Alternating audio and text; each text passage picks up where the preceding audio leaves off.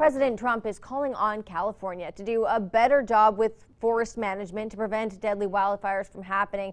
Now, Alan Marsden with us now. Alan, what exactly is California doing, and is it helping or hindering the fight against wildfires right now?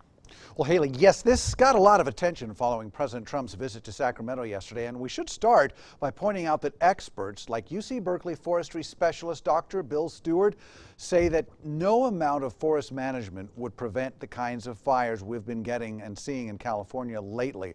He says neglected forests can add to the problem. How closely trees are spaced, how much debris is beneath the trees determines the fire danger. And Dr. Stewart says private timber companies are doing a much better job of managing that than the government could. And despite being criticized by President Trump for poor forest management, Governor Newsom requested more funding, pointing out that it is federal lands in the state that pose the biggest problem. The wind-driven fires we're having now, nothing is going to slow those down.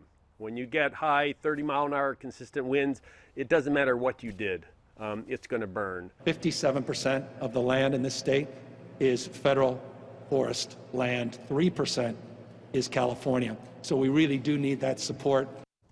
Dr. Stewart says there will never be enough money to manage forests as it's currently being done. It will require California to soften its rules and change its attitude about logging. And while that may sound unlikely, he says there are plenty of reasons to consider it. And Dr. Stewart points out that managed forests make up only about 20% of the land in California subject to wildfires.